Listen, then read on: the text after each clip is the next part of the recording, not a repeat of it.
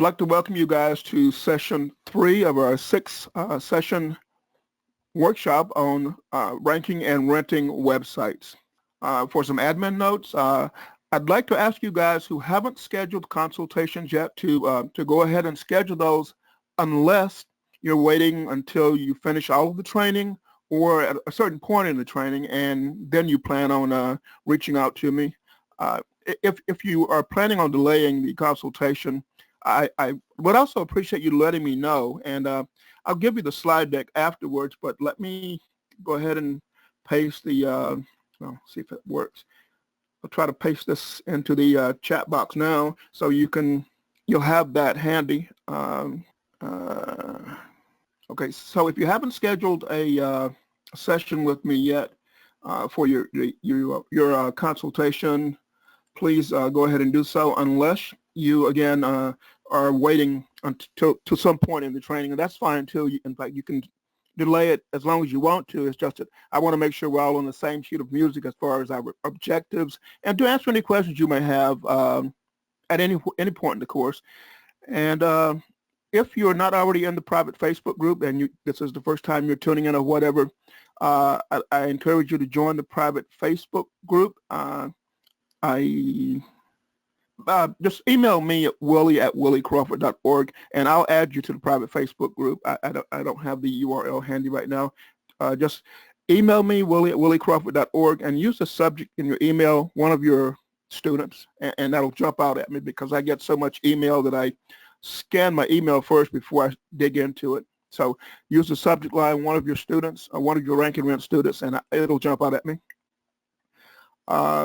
Also, sometime tomorrow you should get a login for the membership site, which is where all of the content will be stored, including supplemental materials that I hadn't previously mentioned to you, and just anything I think will be useful to you. So if you don't get by the close of business tomorrow access to the membership site, please email me again. That email is at willie@williecrawford.org, and the subject line, again, make it one of your students or one of your rank and rent students so that it jumps out at me. And in session 1, I offered a bonus free website. Or free domain name, not a website. If you haven't claimed that yet, also reach out to me via email, and I'll get you a list of domain names to look over, and you choose one, and you're free to do with that domain name whatever you choose, to include making that the domain name that you're going to use to get your first rank and rent website up, okay? And several people said they would wait to the next session before arranging that consultation, that call with me, and that's perfectly fine. Some of you I've talked to quite a bit anyway, or I do talk to you quite a bit anyway, so not a problem there. Let's go ahead and get into the call. I've gone over the admin notes.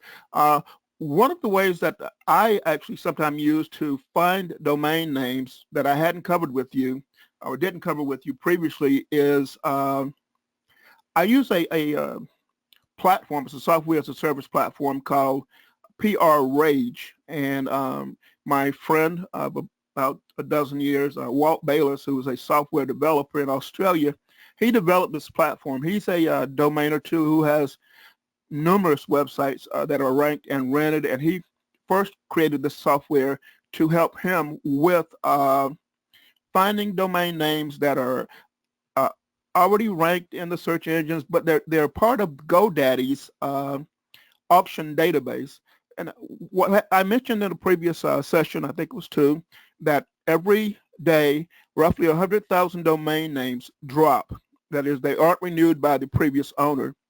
And people, including registrars, tune into this list of this database of names that drop. And some of the registrars actually buy those or claim those domain names. And I think GoDaddy is one of those. So the GoDaddy auction features both domain names that GoDaddy owns and domain names that GoDaddy's customers list in the database as for sale at auction.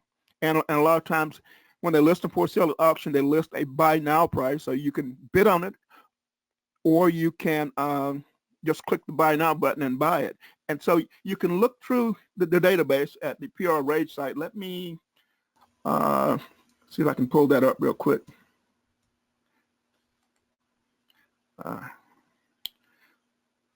If my computer cooperate.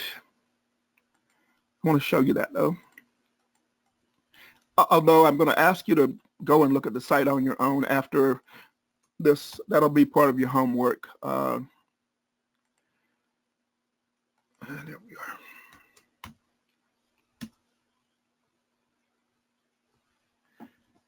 My computer's running a little slow. Let me change the view for you. Hey, I get it. You've looked at so many different things. There's been video programs where you can create Okay, I'm going to show there.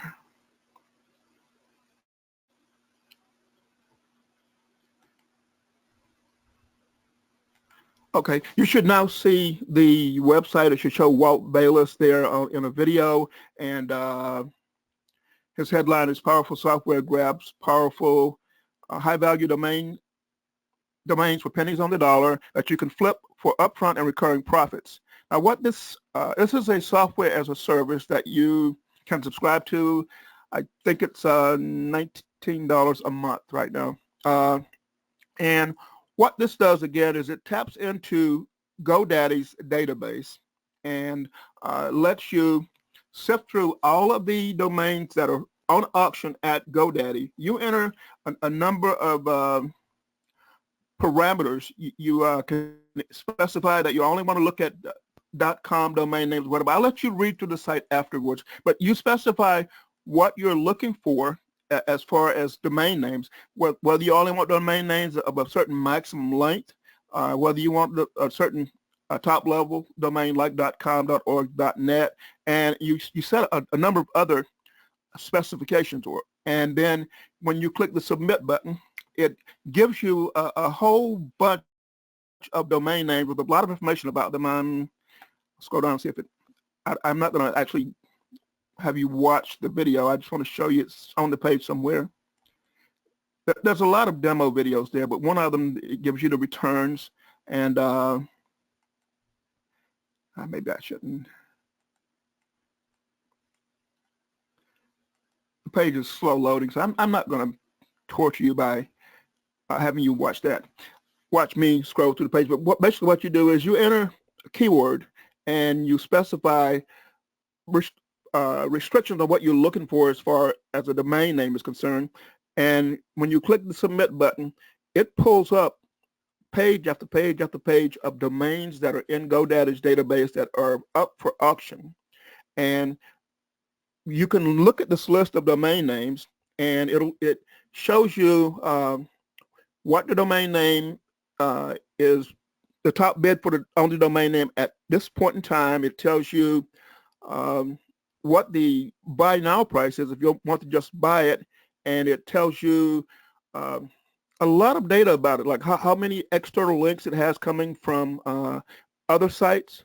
It tells you how old the domain is. It has a lot of data, and when you see one that interests you, you can click on the domain name and it gives you even more data, like whether or not there's social media sites that are linked to it and things like that. So you can look at the site, the domain name, which is still indexed in the databases, and you can say, do I want this one, basically?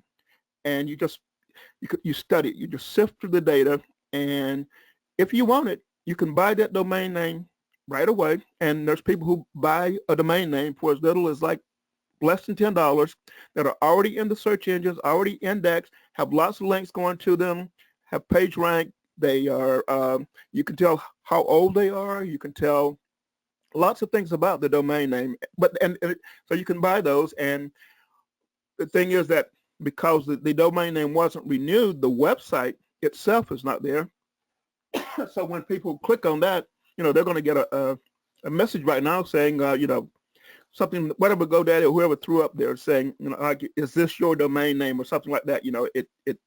Please contact us. But you can buy one of those domain names and step in front of that traffic, just throw up a web page. That's the ones we will build, and you know, the traffic will start going to you right away. So that's a way to shortcut the process. I'm going to have you, as a part of your homework, look at this site though, and I'll give you my slide deck after this is over with. I'll just upload my slides to our private Facebook group. I'm going to go back now to the slides though. So I don't want to jump around too much tonight. I've jumped around enough. Okay, so I'm back on the slides now, which you should be seeing. And let me go back to the slide view, slideshow view. Okay, so you go to that URL, which it's called PR Raid. So the URL is my domain name, williecrawford.org, just a redirect, so I don't have to remember long domain names, and then the word rage, because it's PR Rage. Again, it taps into GoDaddy's database, its auction database, and it lets you start with the keyword, drill down, and search for available domain names based on certain criteria, such as extension or a top-level domain, length of domain name, etc. And then it shows you what GoDaddy thinks the domain name is worth, actually GoDaddy's valuation. Then it shows you the buy now price, how many backlinks it has going to it, and again, a ton of other data to include the social media data. So again, I'm going to ask you to spend time over the next day or two just reading that page I'm sending you to, which is williecrawford.org/rage, and that'll tell you more than I could tell you in half an hour on this call. Just familiarize yourself with that. Now, I said early on in the training that you can just use what I'm teaching you, and you don't need to buy anything extra. But this is one of those tools that it's $19 a month, and it can speed up the process for you, but it's not required to use the training I'm giving you. But again, look at it ASAP, because again, it'll save you time and anguish. And I have used PR Rage quite a bit. I was a beta tester for it, as was Gene Pimentel, whom many of you guys know. But I don't use it that much anymore because I'm a subscriber to Gene's name snagger service, and every day, almost every day to the week, he sends out a list of his top picks of all those domain names that were dropped. And so I quickly scan his list first thing that as soon as it hits my inbox, and I will bid on anywhere from 5 to 15 domain names if I see them that jump out at me and strike me as good names that fit some purpose, such as rank and rent websites, but also I'll grab domain names I can use for promoting affiliate products or to build an Amazon store or just to flip. Ones that are really good, I'll try to lock them down and turn around and sell them. George is asking, what's the difference with expireddomains.net? Expireddomains.net probably has a database of expired domains. I don't know what all is on the site, though I haven't looked at that one recently. There's a lot of sites that give you access to databases of expired domains. The challenge is sifting through those databases. I could give you 10 sites that have databases, or they, as soon as the databases are available, they put them on their sites. But you're talking a database of 100,000 domain names on average that are dropped every day. And so with that many domain names being dropped every day, for you to sift through that would take you a week or whatever, unless you had some special tool. And there are some out there, but I can tell you about some of them, but it's more things that you have to learn how to use. Kathy's asking, somebody's asking, do I have an Amazon or a ClickBank store that I'm using? I don't have Amazon or ClickBank stores. What I do is I go to Amazon, I do a search on a keyword, and that'll pull up a link within Amazon that, in essence, builds me a store of just products in that category, and I send my traffic to that. So if I were looking for something to do with, I don't know, migraine headaches, I would search for that, and Amazon would show me all the products pertaining to migraine headaches, like books and CDs and medications or herbal remedies or whatever.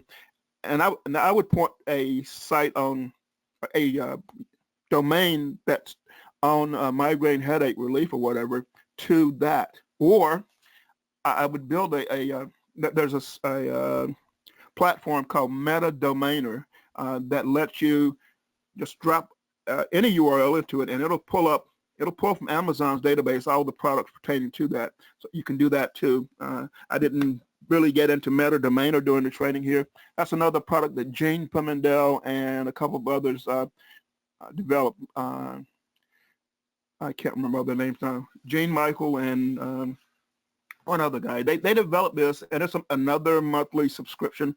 And you know, I'm not really pushing you guys to get too many different subscriptions, but I'll post a link to Meta Domainer in the group tonight. I was a beta tester for that. I absolutely love the platform. They have a marketplace tied into the platform where you can list your sites and sell them without paying a fee. So it's just a service for members. And I have a few sites listed there, but not many. So, you know, I'll put the link to that inside the group. And again, I plan on having the membership site open tomorrow, and you'll get, you know, Kathy said Dan Nicholson. Dan Nicholson is the programmer, and he's a brilliant person. But he talks above my head a lot. And Jill said Dan too. Yeah, he and Gene Pimentel and Michael, whose name like Michael Neal, they are the ones that built Meta Domainer, and they're all domainers themselves. I mean, Nicholson Dan has sold sites for as high as $700,000. Michael has done millions of dollars worth of sites and domaining. Gene's best site, I think he made $24,000 off a site he bought for $10 and turned around and flipped it about a month later for $24,000. So these guys are experts at what they do, and they develop a lot of tools for themselves and then turn around and offer them to the world. That's how Dan did it too. So yeah, I appreciate you guys chiming in there and letting me know what's going on there.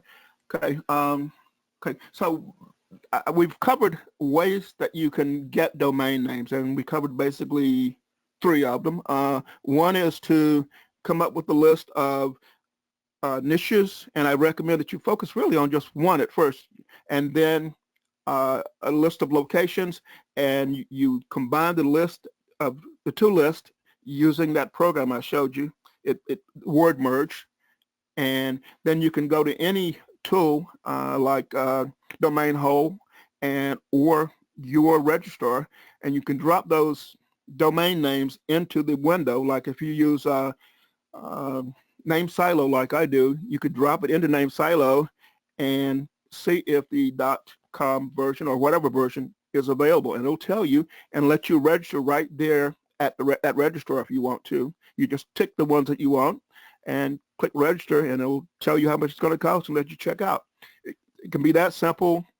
So that's one way to do it, is to come up with that list of domain names. The other way is to, I showed you subscribing to Gene's list, which basically gives you about the top 320, 330 names that he picked using some formula, which I don't know.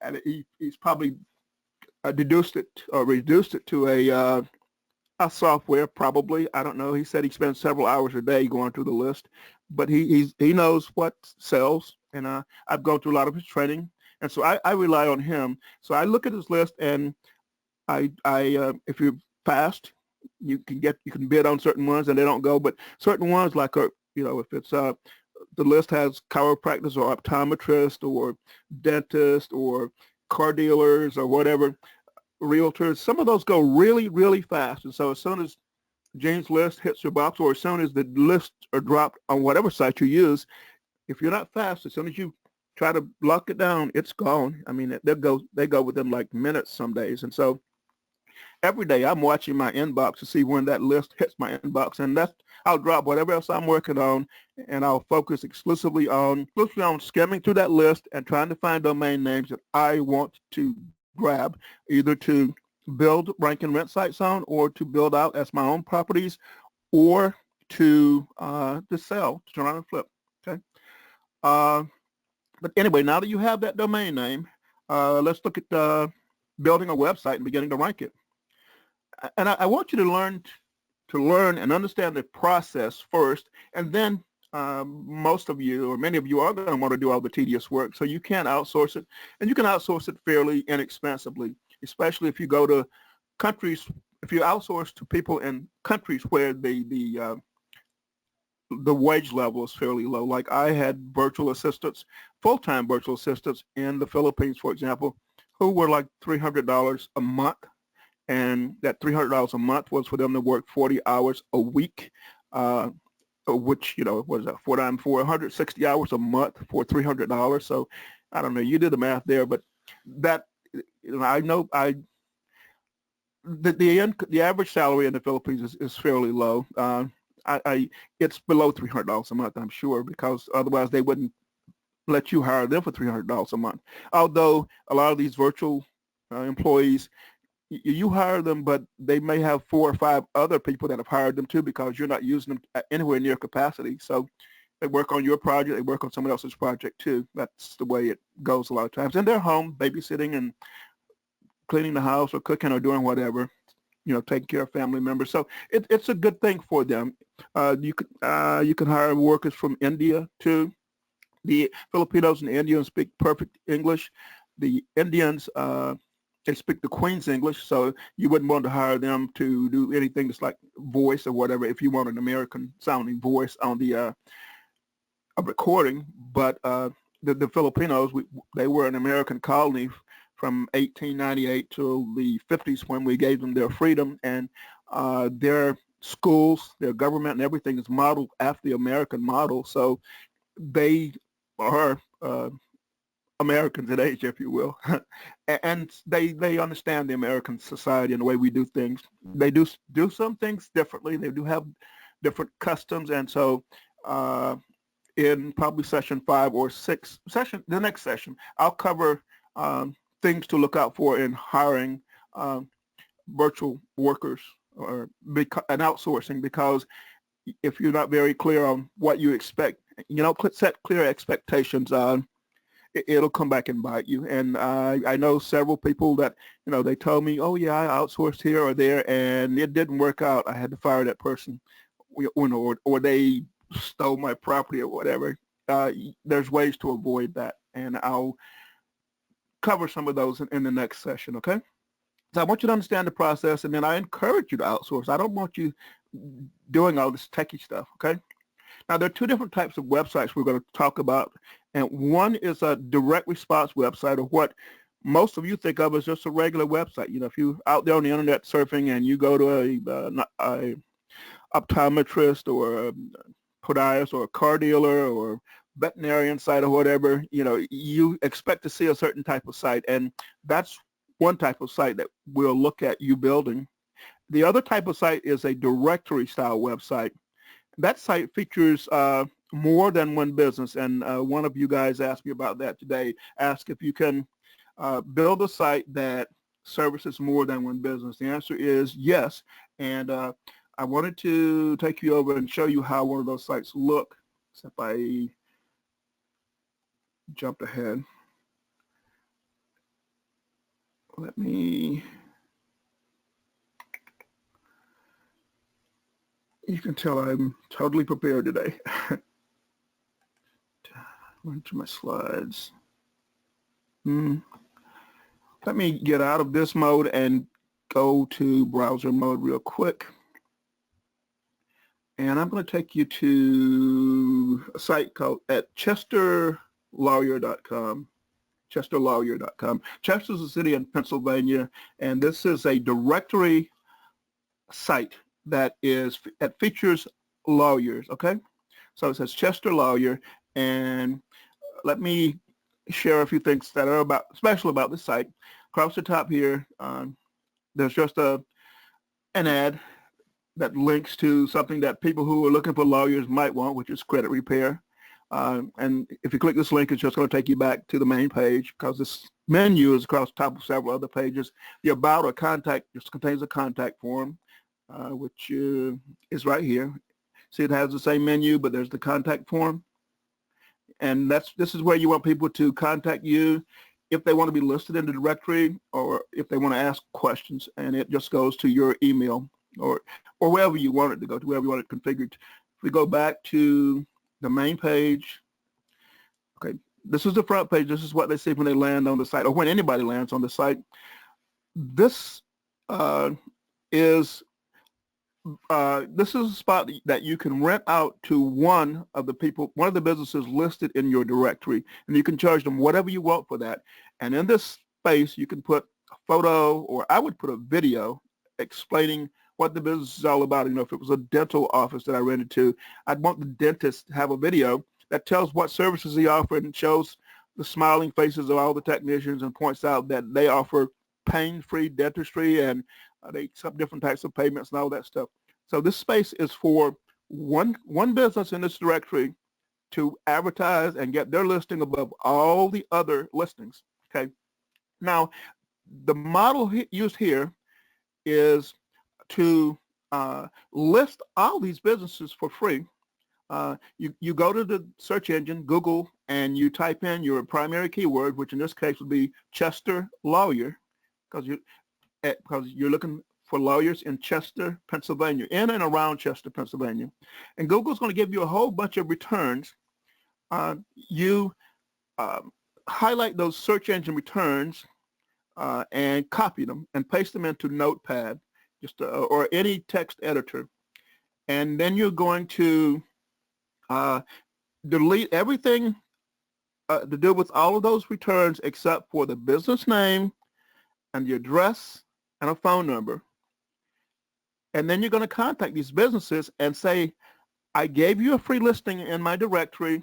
Of course, if you don't want a free listing, just let me know, but it's free advertising for you. Please take a look at it and make sure it's accurate. What you're doing there is you're fishing for these business owners to visit your directory and look at it, and a lot of them will say, well, all it does is give my name and an address and doesn't even give my web address or anything. So you want them to contact you to ask for some type of enhanced listing, or you want them to think, well, gee, all my competitors are listed here too. I'd like to just buy the site since it's ranked at the top of Google, and I want all the business, or I want people to come to me first. So you want them either to buy this spot or to pay you for some type of enhanced listing. Maybe you can add a link or two here where you put their web address or you put more information about them. You can offer that to them as a service. And this is just a WordPress page. You can go into your WordPress backend, click on page, select that page, or click on all pages, select that specific page, and click edit. And then you can edit anything on this page. Just like if you're familiar with WordPress, it's just you scroll down to wherever and you click and you just type in. It's like a word processor, and then you click save or update. That's all there is to it. So that's all this is this is a page within WordPress where you pasted these elements in. You paste it in a box, and then the box is the right size for a video. That's all it is, and you overlaid it with the Contact Us link that when they click on it, it's going to take them to that contact page. And this is just stuff you pasted in. This is the menu bar, things you pasted into the menu bar. You pulled in Google Maps. There's a little gadget or whatever you call it that you can add to any WordPress blog that will pull in Google Maps. These are social media icons. There's a thing that you can, a plugin you can put on in a WordPress blog that'll pull in these social media icons, and when you activate the plugin, you add your social media URLs. Google Plus is out of business now, so this needs to be updated. And if you want to add other stuff, like, again, this is saying, well, people who are looking for a lawyer, a lot of them have credit problems, so why don't I advertise credit repair too? That's all this page is. So you go to Google, and you Google your keyword phrase, and you copy the returns, and paste it into Notepad, because later on you're going to just paste this into the pages, into one page, the front page, and you uh, run your mouse over this and you make it bold. That's all it is. That's just a regular WordPress page. If you can use Word, you can use WordPress. And all you're doing is just making this page look like this. You give it this format. And there is a theme that I have in my notes that tells you which theme this is. Again, you're fishing for, you actually, when you look at when you Google the keyword, it's going to give you a bunch of returns, and again, you're going to paste in a notepad and whittle down those returns to just the name of the business and the address and the phone number. And so you have provided them with a free listing. In another text file, you want to collect some more data, and I'm going to go back. You want to copy some more data. I'm going to go back to my slide view to make sure I don't miss any of that data. Okay, so you also want to copy the name of the business, the address, and the phone number. That's what you're going to show in the directory. You also want to make a note of the business contact information, which is also provided by Google, because you're going to use that when you follow up, when you contact the potential renter, and when you follow up. And so I would recommend just copying the top 10 or 20 businesses that Google gives you. You can do more. You can do 20 or 30 or 40 or 50. But what you're doing is you're really just wanting to list the top ones, because those are the businesses you're going to approach and say, take a look at the listing, because those are the businesses you're hoping want to rent the website. And the reality is the businesses that show up on the first page of Google are the ones that are the most active in trying to generate business. And so they're the ones spending money, putting in the time and effort to try to get to the top of the search engines, to get business from the search engines, because the top 3 positions on Google get like 90+% of all the organic traffic. It's like whoever's number 1 on Google, on the first page of Google, they typically will get about 80% or more of all the clicks, all the free clicks. And whoever's number 2 will get, 10 to 12% of all the traffic. And number 3 will get about 5%. And then all the remaining traffic goes to anybody anywhere else in the Google listing. So if you aren't in the top 3, you're missing out on most of the clicks. That's my point there. And so you don't really need to, build a directory site with 50 different businesses in it, unless you just want to for some reason. You just want something simple that's going to rank in Google, and you're really using it as bait to get those top businesses that are already spending money on growing their businesses. You want to get those as customers. That's what it's all about. Trying to see okay. So what you want is you want to track down the name of the owner, the owner's email address, the owner's physical mailing address, his phone number, his website URL. You want to do some snooping around and see if you can determine the size of his company. A lot of businesses will put what size they are right on their website. You want to feel for the annual revenue, because that information is useful when you negotiate the rental price or the sales price. You want to know something about the area they're in. We talked about that previously, but you go to city-data.com and you type in the name of the city, and city-data.com will tell you, the income levels of the people and the educational level and the poverty level and a lot of stuff about that location. That data you'd use in, again, determining your prices, or even if you want to bother with a certain city, So you want to know that. What you're going to be doing when you start contacting these business owners is, a lot of people will want to use email. That's fine. But you want the email to feel personal. You don't want it to feel like you just blasted out to the world the same message.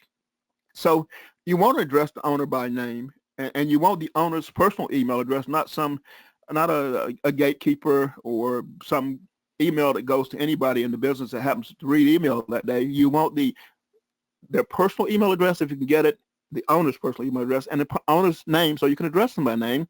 And you also want their mailing address, because if you really have to, you might want to send them a postcard or something like that. If you can't get through the spam filters and by the gatekeeper, I personally send them a greeting card.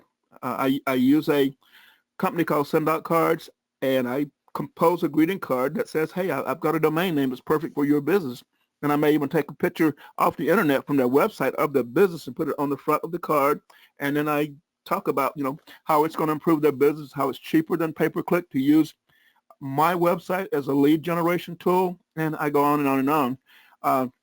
You want their website URL because in a pinch, the only way you can contact them may be to go to their website and use their website contact form. I don't think that's the best way to contact them because a lot of contact forms get so much spam that it just drives the owners batty anyway, and they sort of gloss over anything that sounds like a sales pitch when they see it coming through the contact form. At least I do, because I get so much contact form spam. But you want the website URL. You want to be able to go and look at it and get a feel for what that business you're approaching is about, especially if you're going to charge higher rents. Like if you're approaching a cosmetic dentist or a plastic surgeon or a lawyer who takes on certain types of cases, then you want to know a lot about that business. You want to let that person feel that you know about them, because so you land a client who you get them to agree to pay $300, $500, $1,000 a month in rent. Well, it's worth the effort to do a little snooping around to find out about that business and the business owner. Okay. David asks, where do you look to find the owner's name? A lot of owners, they put their information on LinkedIn. So we're going to look at LinkedIn. You're going to look on Facebook. See if they have a page on Facebook, and then there are certain business directories. I don't have those handy right now. I'll get those and I'll get that to you, information to you, Dave. George asked, how do you get to the first page of Google? We'll get to that, George. But with a site like Chester Lawyer, most of the lawyers in Chester, they've named their business something other than Chester Lawyer. So nobody targeted the term Chester Lawyer, really. And so just if you had their website names are typically the business name. So just by virtue of you having the domain name, which is the exact search term that a lot of people looking for that business will type in, you have an advantage right there. And it takes very few things that we'll cover to get Google to come over and take notice of the site. Notice it's an exact match. Notice it's really about what the search term is, and you're going to target a primary search term and then some secondary terms. See, Jill asked, do I provide a template for, there are free templates out there. I'll point some of those out to you. There are also premium templates that you spend a little money on, but not much. The free templates generally suffice. Let me go to the next slide. Okay, so you found a domain name and you have web hosting. So you are ready to send your site live, and to do that, if you're using cPanel hosting, well, you go to your registrar and point the domain name at your registrar, and then you go to your registrar and you work on the site. And the first thing you want to do is install WordPress. And if you have cPanel, you just go down to a section and you click on the button that says install WordPress. And you can use the default settings, or you can choose whatever settings you want, but it's very intuitive. And if you need to be guided through that, there are all kinds of tutorials out there, including some that I can just provide you with, but it shows you step by step how to install a WordPress, how to do a WordPress install, and then how to customize a WordPress install. You're gonna, when you first set it up, it's gonna have a default WordPress theme where you choose from. There's several within the cPanel, the control panel at your web hosting company. You're going to start out with that one, and then you're going to go back and install the custom theme that you found wherever, okay?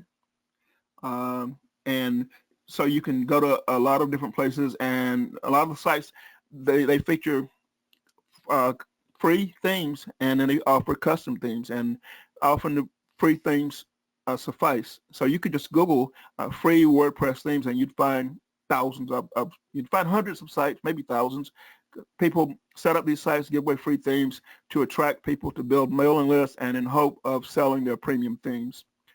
Now, to build the standard direct response website, I personally began, like I said, by spying on or studying.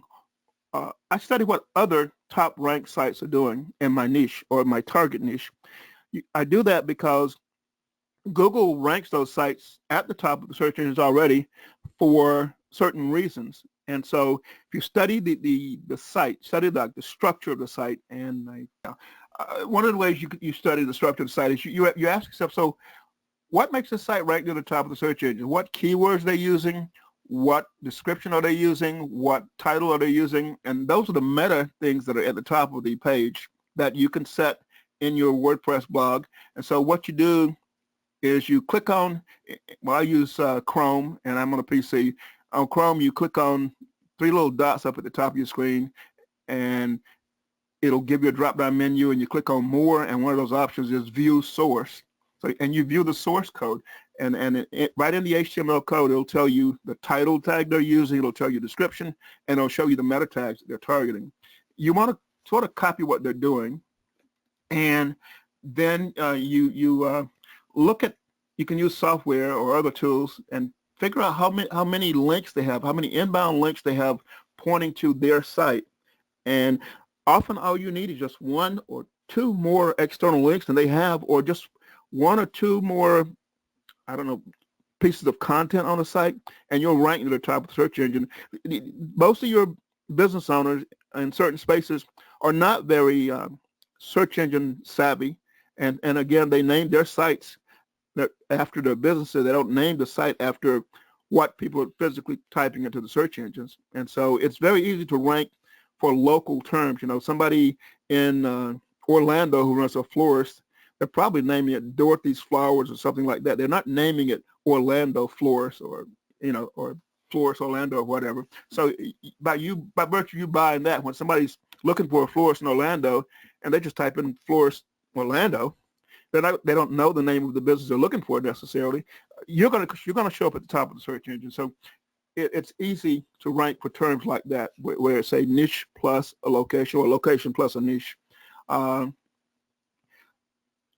Google also often will show in their listings, and often at the top of the listings, listings that businesses have on places like Yelp, where they have a Yelp page, or they have a page on other business platforms.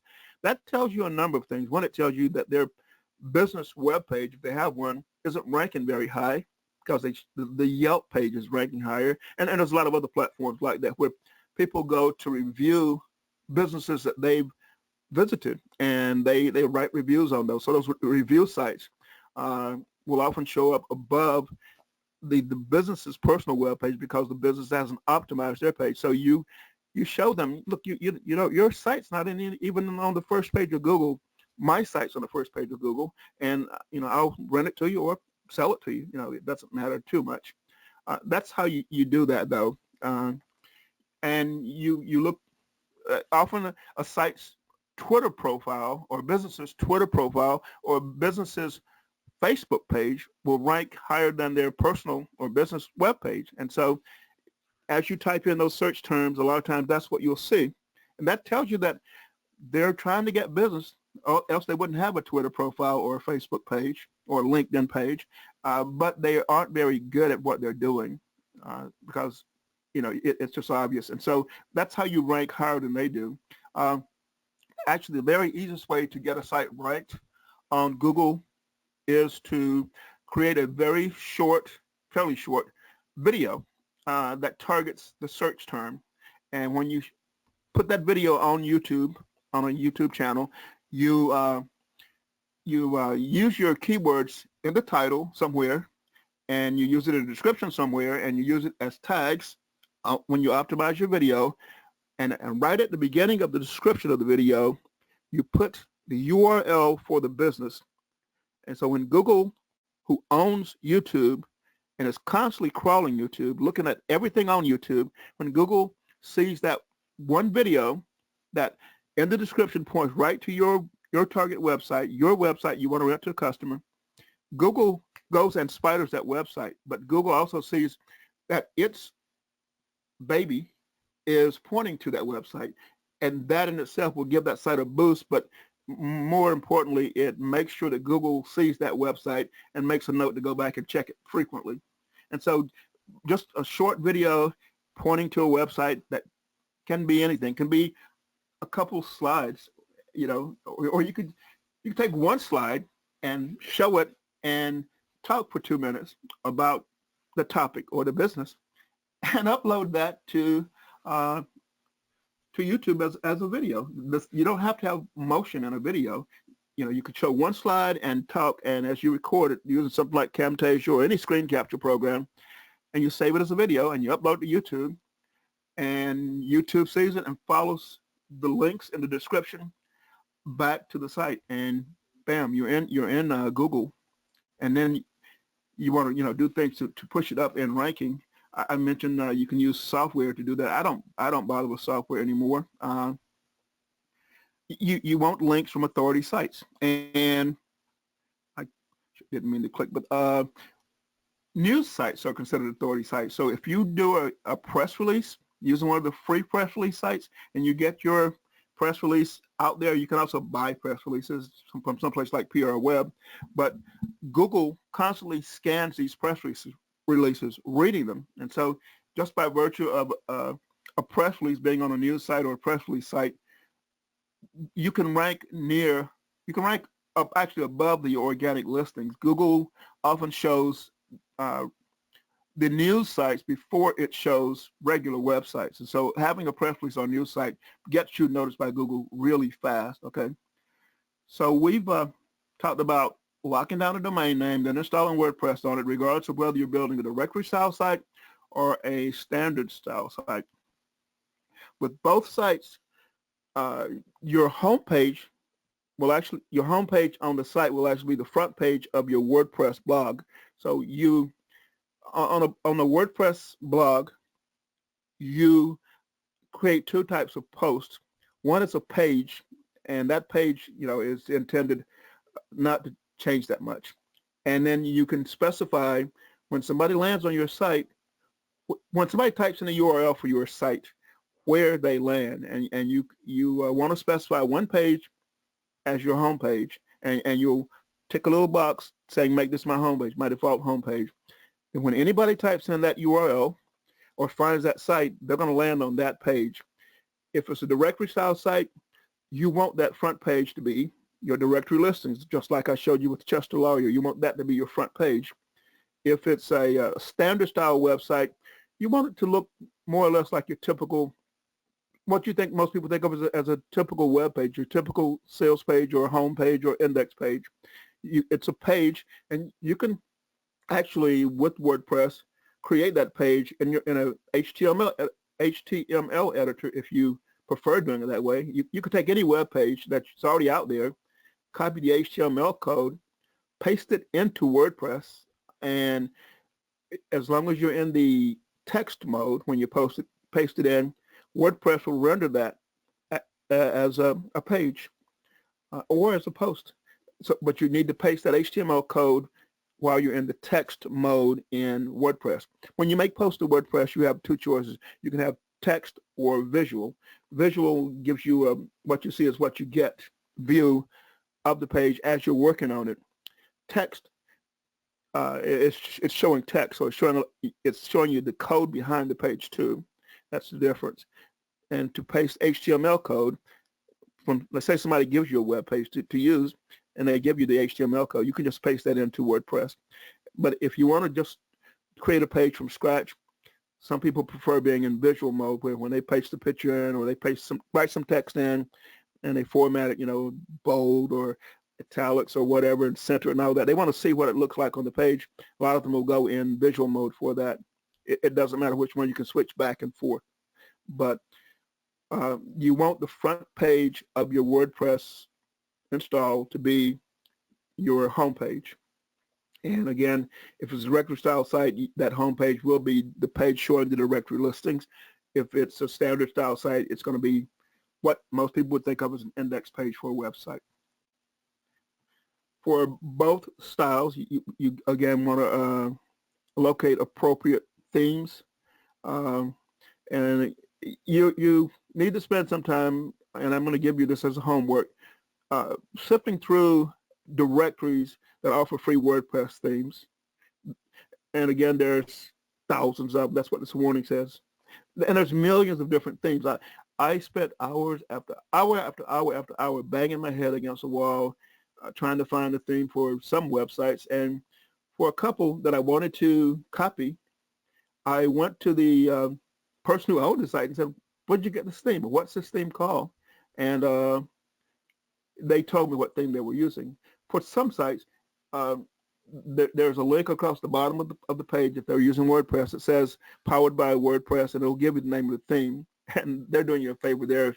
If you see a site you really like and you want to know what theme they're using, and they didn't take that code out, you can just look at it and tell what theme they're using.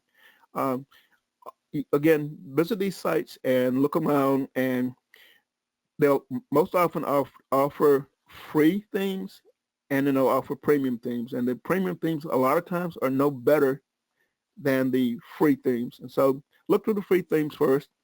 You know, they update both of them frequently. So you want to find the theme that's fully responsive, which means that whether the person's looking at it on a PC or a Mac, or they're looking at it on a tablet or a cell phone, the page adjusts itself automatically to fit the viewing device. You know, so if somebody's on a cell phone, you don't want a fixed width page because it's not going to look right on the cell phone if it's designed to be seen on a browser with a certain width. So you want a fully responsive theme that automatically adjusts for the device. It detects what device and what browser is being used, and it adjusts automatically for it. So fully responsive theme. I think I said the same thing.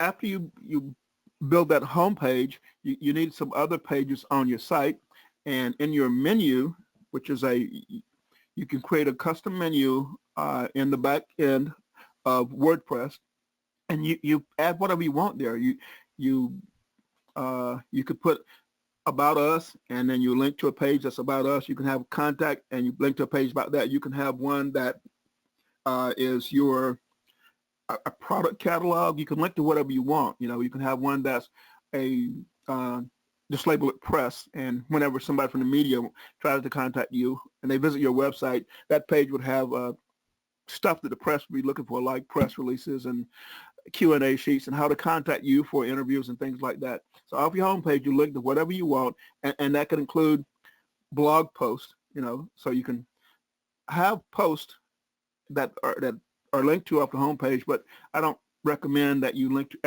you have every blog post appear on your homepage. That's sort of counterproductive. You can also offer some type of a special report or a newsletter or whatever. And here the idea is for your renter or your prospect to build a database of visitors to the website who are potential clients, because not everybody who visits a web page and is looking for something, say they're looking for a dentist. Well, they may look at the dentist and go, I don't know. And that dentist offers a free ebook or report, 10 things to look for when visiting or choosing a dentist, or how to prevent your teeth from killing you. Or did you know that your teeth can kill you? And that dentist may be offered a report that explains that bacteria can enter your bloodstream through the teeth. So there's a very rich blood supply in the gum line. And so if you don't take care of your teeth, you could quite literally poison your entire system by bacteria, dangerous bacteria, getting into your bloodstream. So that dentist, all of a sudden, when he offers a report like that, he's gained the confidence of potential customers, and he should then follow up with those customers. But you want your clients you want to train your clients to build a database so that even if people visit your lead generation page and they don't buy on the first visit or don't choose to do business with that person on the first visit, that person has a way of reminding them that they were interested in the topic. Maybe they're not ready to make a purchase yet. They're just doing some research. Maybe they were thinking about having a tree taken out of their front yard, and they type in the location plus tree removal or tree trimmer, and they find your client, your renter's website, and he's got a free report on things to look for, things to think about when hiring a tree trimmer, or things to avoid when hiring a tree trimmer. And they download the report. Now that tree trimmer can reach out and touch them from time to time. Maybe they don't have the money to pay for having a tree removed at the time, because if you live where I live, it costs between $3,000 and $5,000 to have a single tree removed, because they need so much specialized equipment to keep from crushing the house next door or your house, and they need insurance and all kinds of things. And so it's very expensive to have a tree removed, which makes targeting that niche very profitable, because every customer is worth a lot to that tree trimmer. That's one of my favorite niches, actually, that and roofing. And I already said that the front page of the site is going to be your index page, and then I mentioned other pages you want to link to or about us, contact us. You want one on your privacy policies and a legal page, one that says we use cookies on the site maybe, and we collect certain data, and this is how that data is used. You can Google privacy policy templates or privacy policy generators and find sites that will actually give you examples of privacy policies, or you just enter your business name and your web address, and it spits out what you should say on that page, or gives you the HTML to use on that page. But under certain laws, if you're selling things over the internet or doing certain activities over the internet, you're required to have a privacy policy. And a lot of merchant account and credit card processors won't deal with you unless you have a privacy policy and a legal statement that says, if you have a site that's got to do with pharmaceuticals or herbal remedies or medicines or something like that, you've got to have something that says this site's not intended to be legal or medical advice. It's just for informational purposes only. You need that to cover you in case of lawsuits. So you need that on your site. And you may want a catalog site, or your client may want a catalog page that shows all the products they offer, all the services they offer. And again, the entire site's just going to be one big blog, but it's not going to look like what most people think of as a blog. It looks more like a website, but most websites being built today are being built on the WordPress architecture. I mentioned that you should outsource tasks that you don't want to do after you learn to do them, because you want to know exactly what they should be doing when they're performing the task that you told them you want done. I've reached out to several of my contacts, many of whom I've known and worked with for decades, many of whom I trained actually in the online business world, and some of those run outsourcing companies now.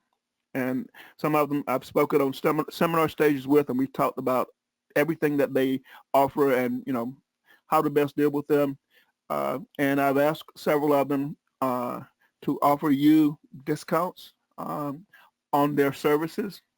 And I'm going to provide you with a list of these people and companies, but I first want to get a feel for what you think that you need, because I want to, ask them for price lists and stuff like that too. And I also don't want all of you contacting the exact same people, because if you do that, you're going to overtask the people. So it's better, for you just to contact, for not too many people to contact the same talent, basically. So what I really will need is to know what you need, and in order to get that, I'm going to ask you to take an online survey that basically says, what do you want to outsource, or what do you think you need to outsource?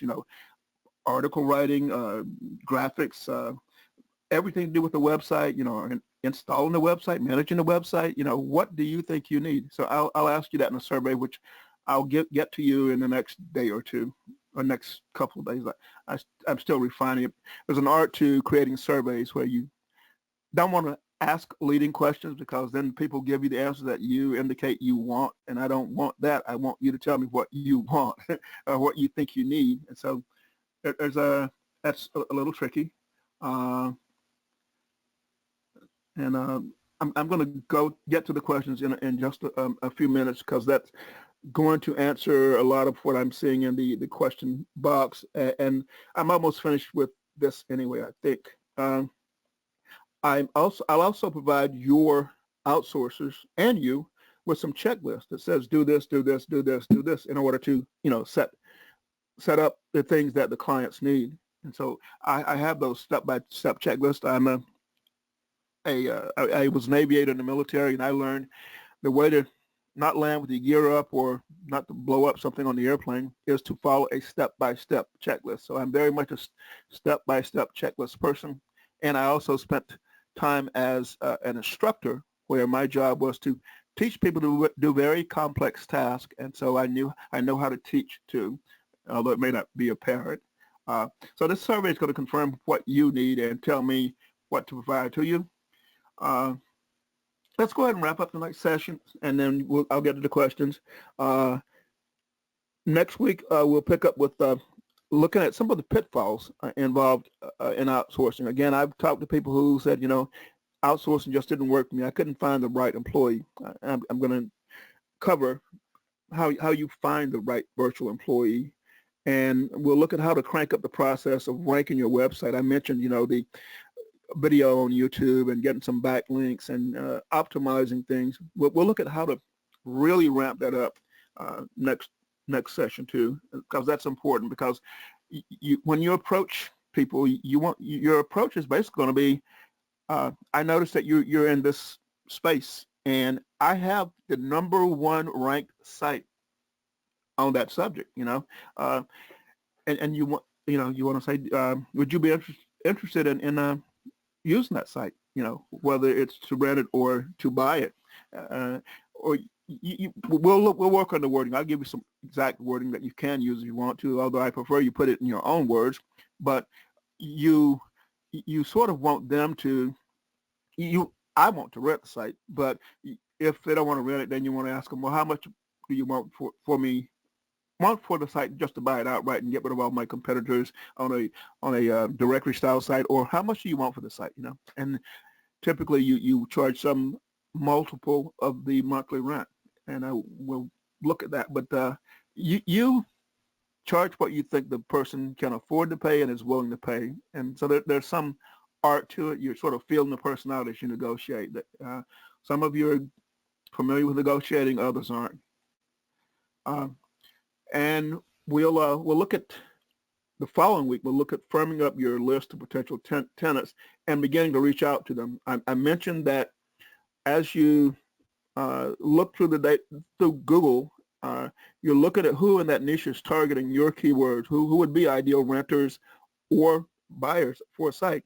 And so as you look at those people and you make a list of them, and then you dig a little deeper to see if they have a Facebook page or a page on, or have a Yelp listing, or they have a Twitter account or whatever, or have a website, because you want to know a little about them before you approach them. You want it to be a personalized approach again. And so we'll look at that. We'll firm up that list of tenants, and then we'll cover how you begin reaching out to them. And as a spoiler, we'll use email, we'll use like Facebook Messenger, we'll use LinkedIn Messenger, we'll use phone calls if you're comfortable with phone, we'll use direct mail. We can use video where you shoot a short video where you're talking to the person, or you get them on a Zoom call or something, and you just talk to them directly, face to face. They can see your face, they can read your body language, and that causes them to hopefully trust you more. They see you're sincere, and you're a real person. You're not some fake person in some foreign land where maybe the standards of ethics is different, and so they get a feel for you, and that's important. People deal with people, and so we'll look at that in week 5, and we'll look at setting up automated payments so that you're not chasing after tenants because they are late with payments. We don't typically use agreements or contracts, because if you have a site that's ranked #1 on Google for your term and somebody chooses not to continue renting from you, then you just go to their competitor and say, would you like to rent the site? And so it's not a problem. At the same time, if you go to them with a contract, contracts scare people. They seem intimidating. What am I agreeing to? Is this legally binding? And you don't really want to come across as intimidating. You want to come across as, I have something that you need. It's going to help you, and you can rent it on a month-to-month basis, basically. Or you can maybe offer them discounts. They'll pay for a full year or something, or 6 months, whatever. We'll look at that though. But you don't need to be chasing after tenants. And we'll also look at back-end products and services you can offer. You know, if you are offering a lead generation site to a business and you notice they don't even have a web page or a website, then you might want to offer them websites which you can just outsource. You know, maybe they need a better graphic, maybe they need a mobile app, maybe they need a better positioning in Google Places or Google My Business or something like that. We'll look at those things when we look at possible back-end services you can offer the business owner. And in week 6, we'll continue looking at following up with tenants. You know, a lot of people you're going to reach out to, prospective tenants. You reach out to them, they're not going to respond right away. Some because they're busy, they want to think about it for a little while. Others just aren't interested, and they've already been hit 20 times that day by emails or phone calls saying, we're here to help you, you know, and they're just tired. And those are the people that, if they're really good prospects, maybe you want to send them a letter in the mail. You know, maybe they're gatekeepers, you know, told, you know, not to put any phone calls through or whatever. So you will look at getting around that, actually reaching those people. And a lot of times it's surprising, but it's easier to reach people via Facebook Messenger. What they respond there when they won't respond anywhere else, or a LinkedIn message, you know. So we'll look at that, and we'll continue looking at boosting your ranking in the search engines. And time permitting, we'll go somewhat in depth in Google My Business, and we'll maybe even look at private blog networks, which is a way to boost your website ranking without annoying Google. Basically, we'll look at how you can do that too. That's if time permits, or if there's enough interest in it, and we don't have time in session 6 to cover some of these things. I can even do an additional session on it, or at least find some information on it and provide it to you as supplemental material inside the membership area.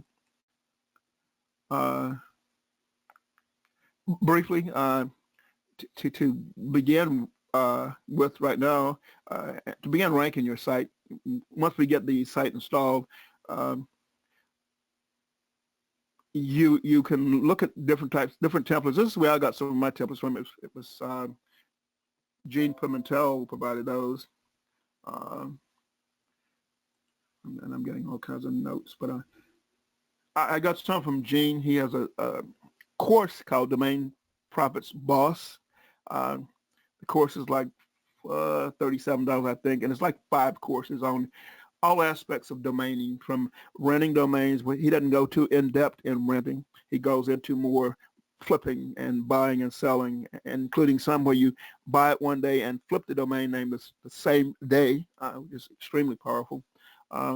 So you can visit Domain Profits Boss if you want to check it out, or if you're one of Jane's followers, just ask him, you know, where's Domain Profits Boss? He'll tell you. Tell him I had told you to ask him for it.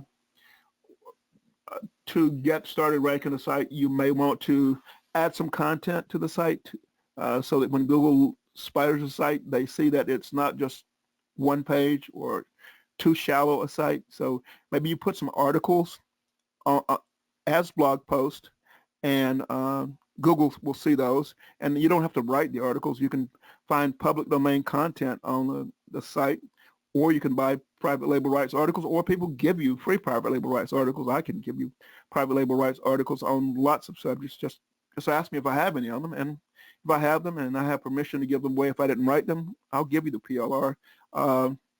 But again, that content helps to bolster the site in the search engines. And you want to teach your client, if the client's going to put content on the site or update the site with content, to do it, you know, at least once a week, just to get Google used to coming back and looking at that site. Because what Google's going to do when they first index a site is they will look at the site and they'll put it up near the top of the rankings, and then Google will go back and visit the site, and the algorithm will think about where the site's ranked, and it may drop in the rankings, or it may stay there. If there's no real competition, it's going to stay there. But we'll look at how do you make it stick? How do you make that site stay at the top of the rankings? And a lot of it has to do with content, whether it's articles or videos or just graphics or whatever. Google can tell how much traffic a site gets. They can tell how much time people spend on a site. So if somebody hits your web page and they don't stay but 5 seconds, and Google figures something wrong with this site because people aren't staying. They didn't find what they were looking for. Maybe something in the search engines told them that the site was about one thing, but it wasn't really what people were led to believe. Google won't rank those sites very high if traffic doesn't stick around long. So I mentioned creating or purchasing short videos and putting them on YouTube and linking back to your site. We already covered that. And I said you don't need to be in the video. You need to optimize it. So this is your homework. And again, I'll post these slides in the private Facebook group as soon as I get off of the call, while the video from this call is being rendered by the GoToWebinar platform. And then as soon as the video is rendered, I will post that in the Facebook group too, the video and the audio, and I'll push the video or the audio over to a transcriptionist to sit and listen to and type out. So I'll post the slides, and I'll post this slide and all that other stuff that I promised you in the group tonight, or some things in the morning. I want you as homework to go visit PR Rage. You can find it by using my referral link or my tracking link. And visit that, read the page, and see if that might be a fit for you. And if you have questions, just drop them in the Facebook Messenger or email me, and I'll answer your questions. I don't want you buying anything or getting anything that's not appropriate for you. My interest is in seeing to it that you are successful at building a site or many sites and successfully ranking them and then renting them. I want you to have money coming in and to be happy and to tell other people Willie's training was great. If you need to contact me about anything, you can do it by email or messenger. I didn't mean to leave that other slide so quick though. It won't let me go back. My computers and all the software is affected by Mr. Murphy today. So with that, why don't I just go and see what questions we have.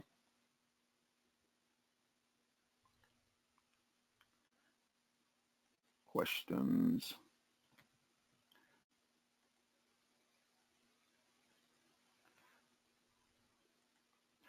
Let's see.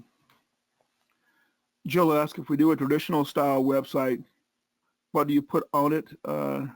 She asked that fairly early in. What I want you to do is to look at the keywords you're targeting, the niche you're targeting, and look at what other businesses are putting on their sites. Because if especially the ones that are at the top of the search engine, because if those sites are working for those people, then you want to sort of model what they're doing. The thing is, you just want to one-up them. So if they have, a lot of inbound links or few inbound links, you want more external links pointing to your website. Basically, it's little things that will make a difference and make you rank higher than they do. George asked the word lawyer or lawyers. Should he use a singular or plural? Either works, especially if you're doing a directory site. You could, like the Chester lawyer, we use singular on that because people type in Chester lawyer. Most people, when they're looking for a lawyer, aren't going to type in lawyers.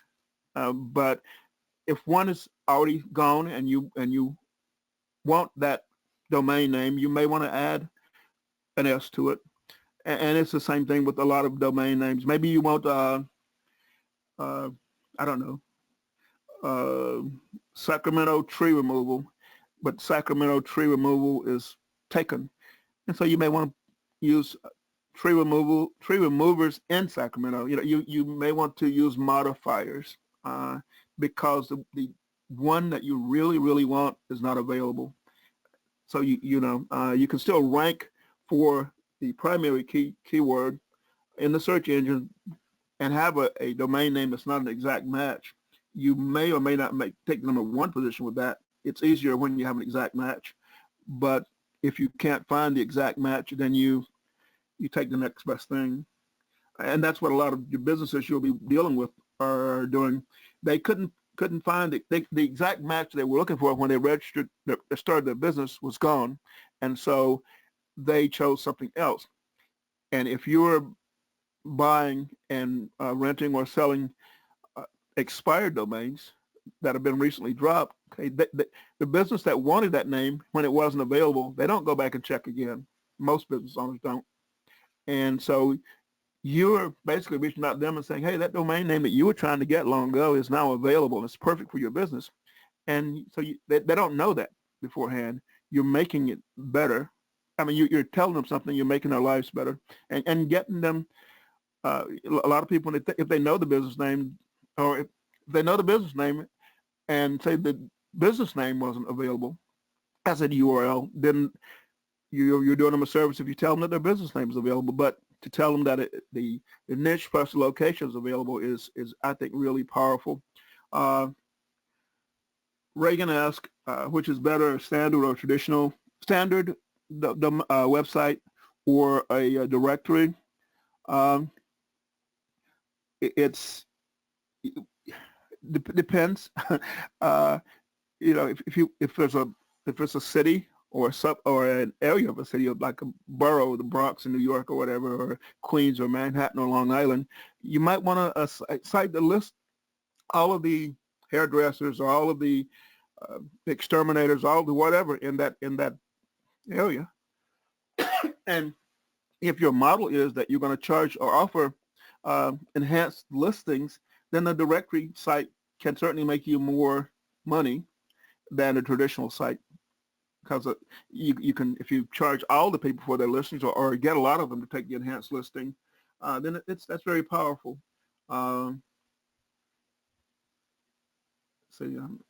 asked, talks about using RSS feeds to create articles and videos. Yes, you can certainly do that. You can pull in a lot of content from a lot of places. There's even software that will allow you to go out on YouTube and identify channels owned by other people where they've basically given you permission to use their videos on your website. And most people who post videos on YouTube, they give you permission to use their videos on your web page. And that's a given in a lot of cases. The thing is, you can create a feed that pulls in either one at a time videos from somebody else's YouTube feed or YouTube channel, or you can pull in bunches of them at a time. You could populate your entire site with a page of videos on your topic, and when Google visits your website, they say you've got 20 videos on your topic, and you didn't create any of them. You pulled them in from YouTube with the permission of the person who created that video, because they never imagined somebody using it that way. And then you will outrank them for a term they're trying to rank for. It's not black hat, but it's sort of shifty. People don't intend for you to use their content that way typically, because people who post content on YouTube, they're hoping to get people to visit their website and buy whatever they're recommending. They don't envision you using their videos to outrank them for something they're trying to sell.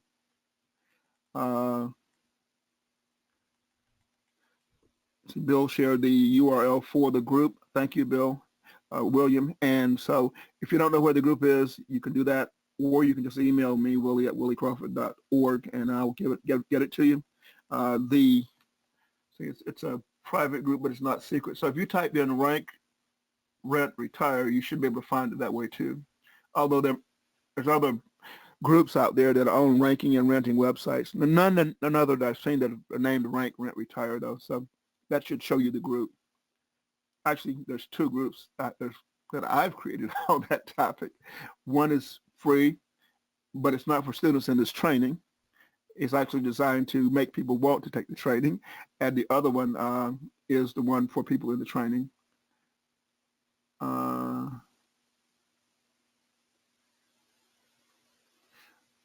David mentioned last week a site flashed on the screen that showed domains for sale.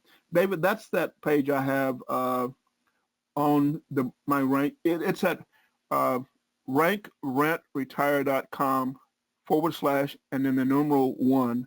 That's rankrentretire.com / the numeral 1. And on that page, I list some of the domain names that I've purchased that I don't see me using anytime soon. And some of those domain names are perfect for building a directory style site or a site that you rank and rent. It's just that I have several thousand domain names, and I had something in mind when I purchased all of them, and some of them I purchased just to sell. And so they're listed on that URL. And it's at rankrentretire.com / and the numeral 1. And that site I update several times a day, because what happens is throughout the day people buy those domain names all day, every day, and whenever someone purchases one of those domain names, one of the first things I do is I remove that domain name from the listing on that site, and I remove it from my control panel at Name Silo, so that it's no longer showing as available. And that way I don't get people trying to buy a domain name. Hopefully that's already gone. See, I'm not seeing any other questions.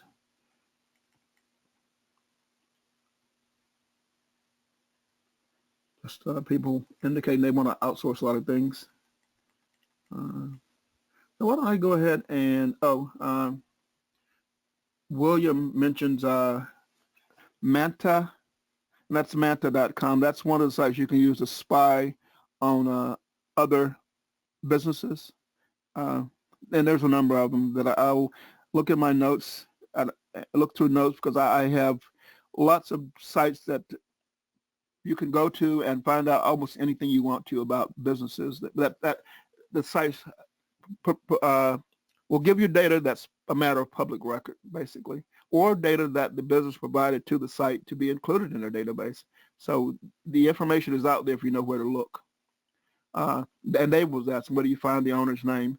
Some of these sites like Manta, and often, again, the owner will put their domain right on their LinkedIn profile or their on their webpage. Sometimes it'll say, have a picture of the owner, the proud owner, and it'll say his name, and say owner or operations director or whatever they do. Jill's asking, where do you put a video on YouTube?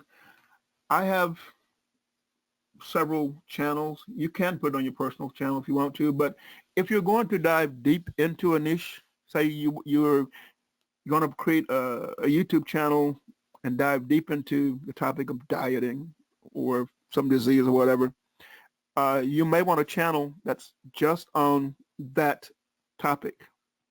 And all you need to create multiple channels, there's multiple Gmail addresses. Each of those Gmail addresses can be associated with the channel. Google doesn't care how many Gmail addresses you have, and YouTube doesn't care how many YouTube channels you have, but each YouTube channel has to use a different email address. So there are people who have a dozen YouTube channels, each one targeting a different niche or niche, however you want to pronounce it. So that's how you do that. When I first started my YouTube channel, I was mixing all kinds of topics, internet marketing and travel and business and grandkids and hanging out on the beach and fishing and gardening. And now I try to keep them separated. Or if you're going to put multiple videos on different topics on the same channel, then I would create a playlist, and the playlist would have videos on a specific topic, and that way you can share the playlist different places and keep people engaged that are interested in just that one topic. That's one way to do it too. See, somebody asked, so when you have a person who wants the main listing, do you ever offer to sell them the site or even have them just rent it and remove the other listings? If they want the main listing, I sometimes will suggest that they buy or rent the entire site, and tell them that the site's not going to lose its ranking if I delete the other listings, provided everything else about the site is optimized. You know, it's got the right title and meta tags and header and description, and it's got enough external links pointing to it, and those links are telling the world that your site is about a specific topic. When just deleting other businesses' names and phone numbers and addresses is not going to drop your ranking. And in fact, when you look at that ChesterLawyer.com site, the names of the businesses and their phone numbers and their addresses aren't hyperlinked. So the search engines aren't really giving much score to that anyway. It's just words on a page. And when the search engines score a page to determine what it's about, they're looking for what words on that page did you put in like H1, H2 header tags, what words are italicized, what words are hyperlinked, you know, what words on that page did you emphasize, and it gives more weight to those pages when it's determining what a page is about. So if you get a page ranked and it just has a bunch of words that are names of businesses and addresses, and you delete a bunch of them, that shouldn't affect your ranking at all in Google. So if somebody wants to rent the top spot, you rent it to them in a directory site. If they indicate in any way an interest in just taking over the whole site, then you think about it, and if they're offering more than you'd make from renting to all the other people or whatever, if you're using that model, then just rent it to them or sell it to them. That's a call you make. ChesterLawyer.com, Chester, Pennsylvania. I haven't looked at the population or the income level and things like that lately, but you can see there's a lot of lawyers in that area. So that tells you that it's an area that's fairly wealthy, that there's enough people where there's a lot of lawsuits and a lot of legal matters to be dealt with. So for a site like that, I'd try to feel out what it was worth, or what lawyers are willing to pay for it. But I'd probably start around $300 to $500 a month. And in some cases, you approach a potential renter and you say, I'm pretty sure my site can send you X number of new clients or customers a month. Why don't we start you out at this rent, and after a month or two, we'll look at it, and if you're getting X number of new clients a month, then we'll look at increasing your rent to whatever. So then you're sort of giving them a trial rate, but you've already told them you plan on increasing it later. I would do that with somebody like a dentist or a plastic surgeon. Say, this site can bring you, a plastic surgeon, just one or two new clients a week is enough to justify certain prices if they charge a lot for their services. And they'll be happy with that. Others, need a lot more clients or customers, and you set it up so that they can track the source that the client's coming from. You do that either by putting specific phone numbers on the site, that those phone numbers, when they ring in your client's office, they know that the call is coming from you because that's all that phone number is used for, or that extension is used for. Or you put on the site, call this number and ask for Larry, and anytime Larry gets asked for, they know that it's coming from your site. Or you give them an email address that you code the form so that the email when the form is filled out, only goes to a very specific email address. That tells them that that lead is coming from you, and you can do it 100 different ways. Uh, and we can talk about that if you'd like. I mean, they can get free phone numbers from like Google, and those phone numbers can be set to forward anywhere you want. So they'll get a unique phone number that forwards, and phone systems can track where that number was forwarded from, and that tells them that lead's coming from using your services. So, you know, there's a lot of ways of tracking it. And you want them to see that the business is coming from your website, because then they'll be happy and they'll be willing to pay you more should you ask for it in the future. If you were one of those people that said, you know, just to get my foot in the door, why don't we start out at this rate and we'll look at it again in 3 months or 6 months. And if you're getting a lot of business, which I'm sure you will be, why don't we plan on increasing your rent? And so you sort of agreed to it, but you made it conditional on you delivering a certain volume of business to them. I don't see any reason why they would say no to something like that. Jill asked, do you stay at number one? There are sites that have been in the number one position in Google for years and years and years, because no other site was better optimized than those sites. Paul's asking me for the URL to a couple of sites so I can see how they're structured. I'll get that over to you tonight or in the morning, Paul. Paul also said tracking phone numbers can have whisper campaigns to tell the client where the call is coming from before it's connected. Yeah, there's a lot of different ways of tracking it. So, and David said he'd like to see some sample sites also. I'll get that to both of you, or yeah, I can actually even post it in the group. But most people, when you post a bunch of URLs in Facebook, depending on how you paste them or post them, Facebook tries to parse all the links, and that makes the page load funny and stuff like that. That's why you'll see people, if they list a bunch of URLs, instead of putting the full URL, they'll just say all these are .coms, or they'll put a comma instead of a dot or whatever. So Facebook doesn't try to parse all the links, because that's what it does.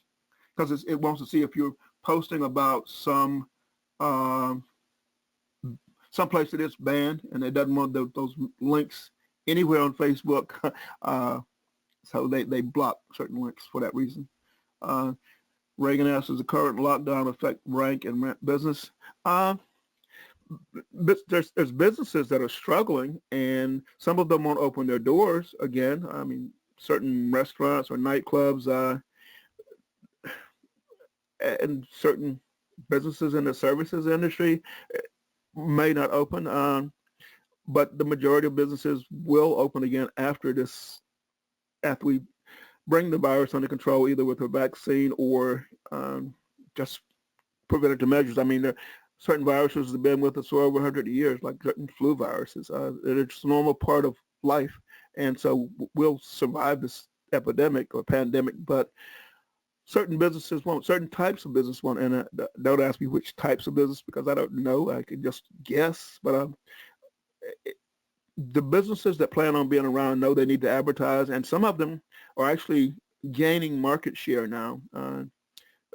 Certain sectors of the real estate industry, they're gaining market share now for various reasons. And so you have to be able to analyze the industry. But yeah, the current lockdown is affecting some businesses that depend on people to physically go there, and it's affecting people's lives in a lot of ways. I mean, when doctors tell you don't come into the office to be examined, stand in front of your webcam or whatever, when they need to physically examine you and listen to your heartbeat, your lungs, and press on certain parts of your body to feel for lumps or whatever, they can't do that over the phone or over a webcam or whatever, So it's affecting people in a very real way. I mean, people who are staying at home to have children, instead of going to some hospital ward.